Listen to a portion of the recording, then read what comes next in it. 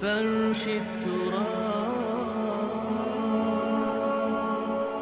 يضمني. دیکھو کہ اس دنیا میں اس وقت ہو کیا رہا ہے، اور اسی کے لیے وہ حدیث میں سنایا کرتا ہوں. آج تو یہ درس قرآن میں بات آ گئی ہے. وہ حدیث میرے نزدیک آخری چیز ہے.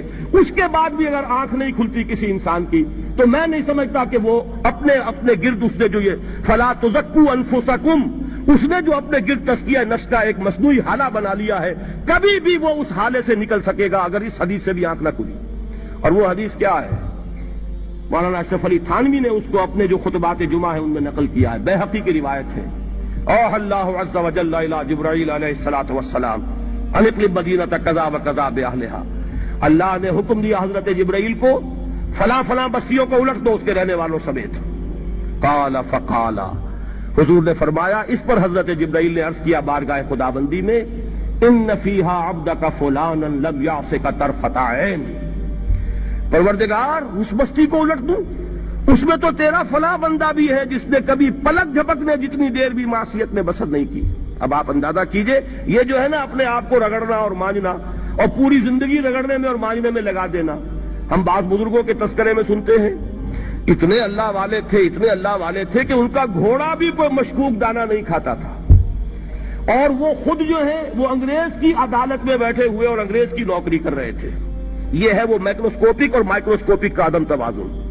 طاغوت کی چاکری کر رہے ہیں، انگریز کی ملازمت کر رہے ہیں، انگریز کے قانون کی تنفیذ کے اندر اعلی کار بن رہے ہیں، لیکن ذاتی تقوی اور ذاتی نیکی اور ذاتی للہیت جو ہے اس کا معیار یہ ہے کہ ان کا گھوڑا بھی مشکوک چارہ اور مشکوک کھانا نہیں کھا سکتا.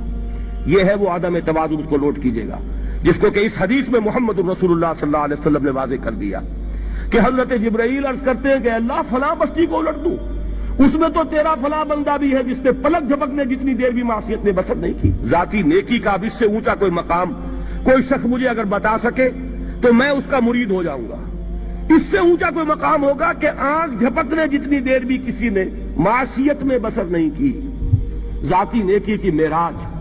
لیکن حکم کیا ہوا بارگاہ خداوندی سے؟ قال فقال، حضور نے فرمایا، اللہ تعالیٰ نے حکم لیا جبرائیل کو، اقلب علیہ وعلیہ، الٹو اس بستی کو، پہلے اس بدبخت پر پھر دوسروں پر. کیوں؟ فإن وجہہ لم یتمعر فی ساعۃ قط، اس لیے کہ اس کا چہرہ کبھی میری غیرت میں سرخ نہیں ہوا، اس چہرے کا رنگ نہیں بدلا. بے غیرت انسان، بدیاں پھیلتی رہیں، میرے دین کو روندا جاتا رہا، میری شریعت کی دھجیاں بگڑتی رہیں، عوامر کا مذاق اڑایا جاتا رہا. نواہی کے لیے دنیا کے اندر جن چیزوں سے میں نے روکا اس کے لیے فلسفے تراشے گئے، اور یہ لگا رہا مست رکھو ذکر و فکر صبح گاہی میں اسے. یہ سوائے ذاتی اپنے اس اصلاح کے اور ذاتی تقوی کے اور ذاتی نیکی کے اور ذاتی عبادت گزاری کے یہ میدان میں نہیں آیا. اس کا خون نہیں کھولا کبھی، اس کے چہرے کا رنگ متغیر نہیں ہوا، لہذا یہ دوہرا مجرم ہے. یہ ہے وہ تصور جو یہاں پر نوٹ کیجئے.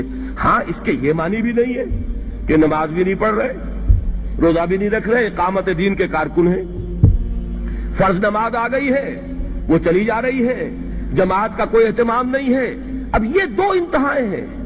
ایک انتہا یہ کہ وہ تزکیہ نفس جو ہے اسی میں وہ رگڑنے اور مانجنے کا عمل جاری ہے. ایک یہ کہ اس کا سرے سے کوئی تعلق ہی نہیں، اپنی ذات سے بحث ہی نہیں. وہ کیفیت وہ ہو گئی ہے جو یہود کی آئی ہے قرآن مجید میں کہ تامرون الناس بالبر وتنسون انفسکم وانتم تتلون الکتاب، کیا تم لوگوں کو نیکی کا حکم دیتے اور اپنے آپ کو بھول جاتے ہو؟ یہ دوسری انتہا ہے. پھر وہی بات عرض کروں گا، وہی بال سے زیادہ باریک اور تلوار کی دھار سے زیادہ تیز راستہ ہے جس پہ چلنا ہوگا کہ نہ یہ ہو کہ وہ مبالغہ ہو رہا ہو، اپنی ذاتی اصلاح میں تو مبالغہ کی حد تک آگے جا رہے ہیں، اور دوسرے یہ کہ اپنے دین کی تبلیغ و اشاعت، اقامت دین کی جدوجہد، اس کا کھانا ہی نہیں کھولا زندگی میں، وہ کھاتا ہی نہیں کھلا ہے. یہ ایک انتہا ہے. دوسری انتہا یہ ہے کہ انسان یہ سمجھے اپنے آپ کو کہ میں تو مجاہد فی سبیل اللہ اور دین کا کارکن اور دین کا میں اللہ کے دین کو قائم کرنے کی جدوجہد کرنے والا ہوں، جبکہ حال یہ ہو کہ جو کبائر ہیں وہ بھی زندگی میں موجود ہو. ظاہر بات ہے فرض کا ترک کبیرہ ہے، نماز فرض چھوڑی تو کبیرہ گناہ کا ارتکاب ہو گیا، وہ تو کبائر میں آ جائے گا.